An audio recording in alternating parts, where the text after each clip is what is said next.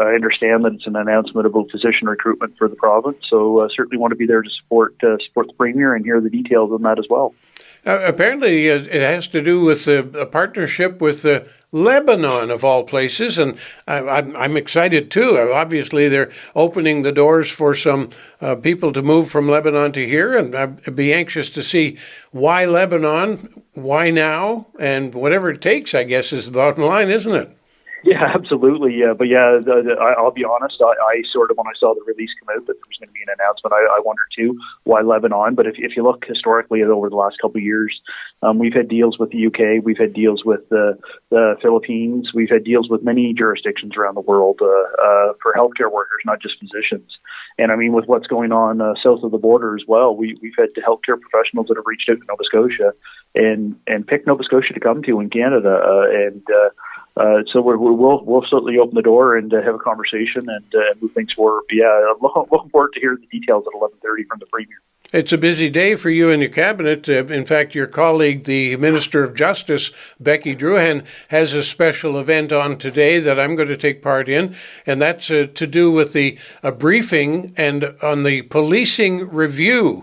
And for those who don't remember, we were in turmoil in Cumberland County, looking at the cost of policing of the RCMP across the county, and the county at the time had raised the question about possibly opening up to another or a different police force. As it turned out, they stuck with the RCMP. The town in which you live, Oxford, the mayor has been adamant for years that they're paying way too much for police services. And all of these have been somewhat imposed upon them by provincial laws and regulations. And it was your government that decided to take a good, long, hard look and did a complete review of policing across Nova Scotia. And a lot of us are kind of holding our breath thinking you might come up with some solutions to the high cost of policing locally. Now, I'm sure you cannot tell us what's in this. We're going to find out. In fact, I'm going into what they call a lockup to be briefed on it in some detail. I can't even review the details until the minister speaks later on today at about 1:30. I think she plans to make the announcements, and we're looking to have her join us on this program as well. But that's a big deal, the police review. You must have heard bits and pieces of that over the last few years. Yeah, actually, Bill, absolutely over the last few years, but the details in what's going to come out today, we did have a heads up last night that it was the minister was going to have a review or a media review and then make the announcement of what's in the review today. But as you indicated, this was a recommendation from the mass casualty review. And rightfully so, our government accepted that review, that we go out and do a policing review in Nova Scotia. And I guess today's the day where we're going to find some of the details out of what's in that review. And I believe there were some external professionals that did part of the reviews as well.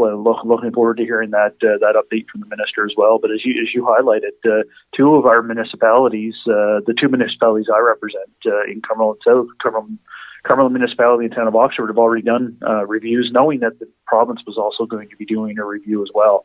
But they came out to some details on that. And as you know, the policing contract, I believe, is up in early 2030s. 2033 maybe is when the provincial policing contract with the RCMP is up. So we certainly want to have the review done before that. So I believe it's 1:30, 2 o'clock that the minister, I can't remember the exact time that the minister will start doing an open review and let the public know what was in that review and how government will respond.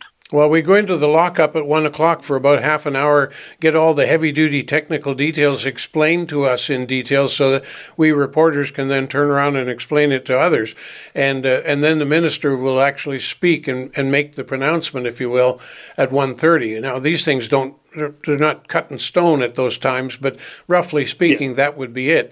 And the police review is high on my agenda because, as I said, it's a real concern. And you raise the cost of policing to Mayor Henley, and he gets all worked up, and I don't blame him. No, and the other point too, and I know we're short on time today because I do want to run to that announcement with the Premier. But the other point too that I just want to highlight and give kudos to you, Bill, and what you do.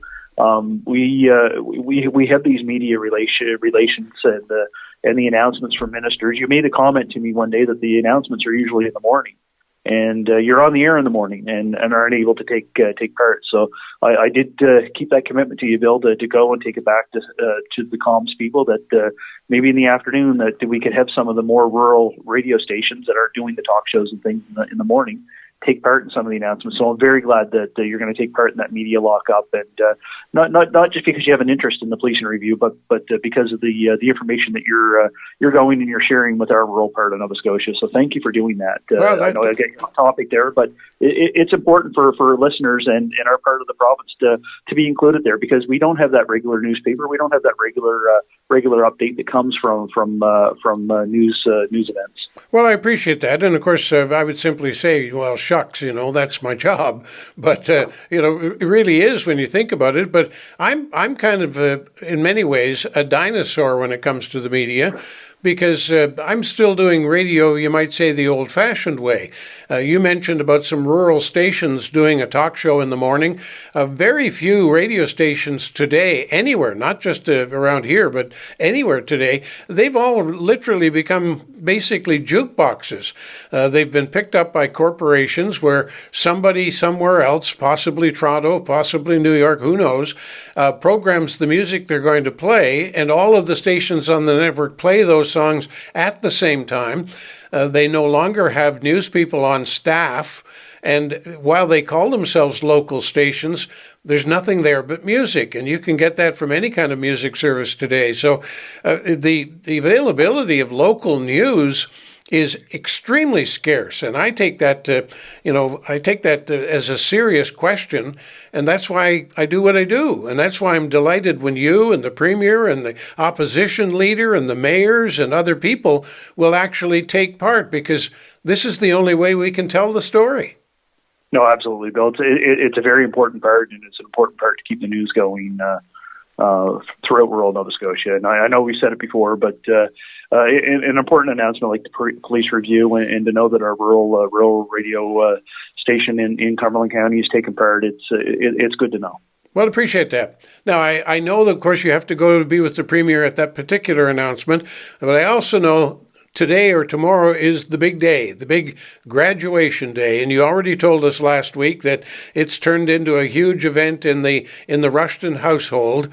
And last chance for you to give the little pat on the back to Rushton Jr. Here you go. Yeah, no, absolutely. Our oldest boy is graduating tomorrow, along with 104 other students throughout Cumberland South will be graduating this week from 5 different high schools that I cover, and it's a pretty special day in our household, and we're very proud of him.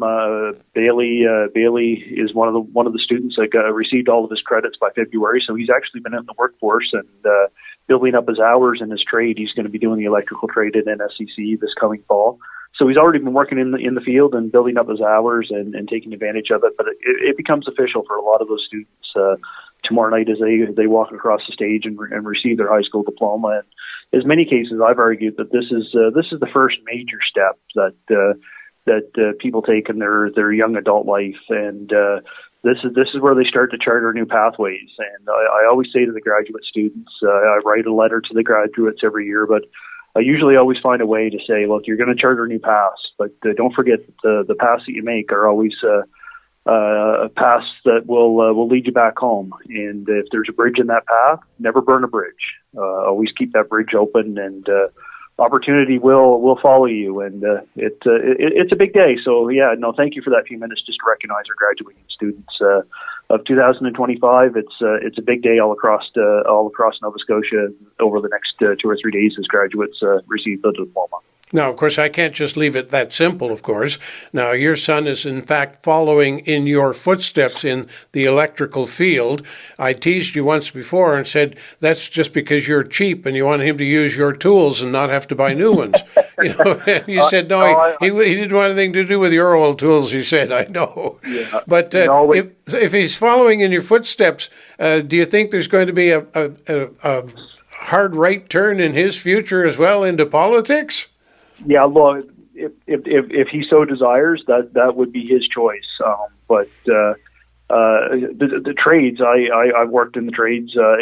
It's a good opportunity, and how Bailey got here. I mean, Bailey has always received good marks, always did well in school, but he went into the O2 program in grade 10 and tried a couple different things. Wanted to try welding, and long story short, when he got to try electrical and came home after he did his final placement in grade 10, he said, "You know what? I really enjoyed that." And he stuck with the electrical ever since. So it's just an opportunity, and as you and I've discussed many times, it doesn't matter what profession or what pathway students are going to take after high school.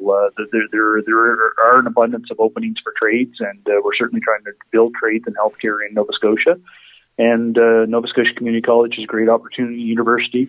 And I know some students are going right out into the workforce and starting to build their career in the workforce. So there's many other opportunities. I even know of one student that is going to take a year off and do some traveling and see some of the world, and allow them to relax and make some decisions of what they want to do in their future. I mean, I'm 46 next month, and Tracy often asks me what I'm going to do when I grow up.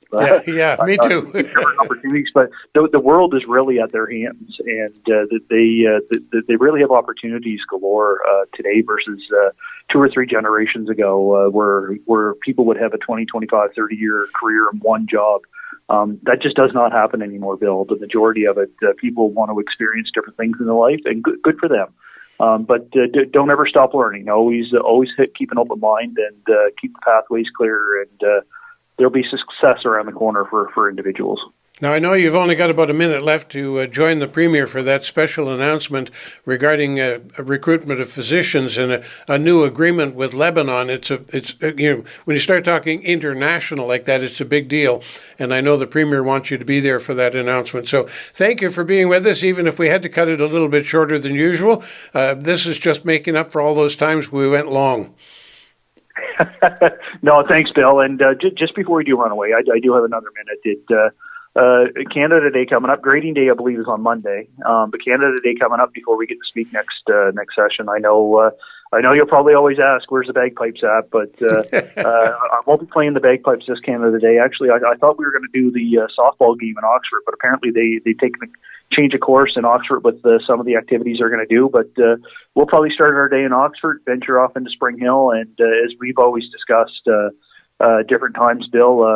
Canada Day, I always make sure I get to Ottawa House. I have a personal connection with Ottawa House. My grandfather was a part of making sure that Ottawa House was secured when he was in government back in the 70s and 80s, that it was secured for the community. And they have an auction, a cake auction every year. And I just want to throw this out to the ones listening down in Parisbro.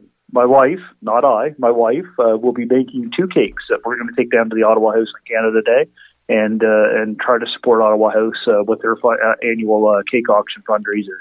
But always a good day to kick off Canada Day at 1 o'clock when the flag raises at Ottawa House, and we sing "O Canada" and auction off some cakes, Bill. But it doesn't matter where you're celebrating Canada Day this year. Just take some time, relax, and enjoy some family time.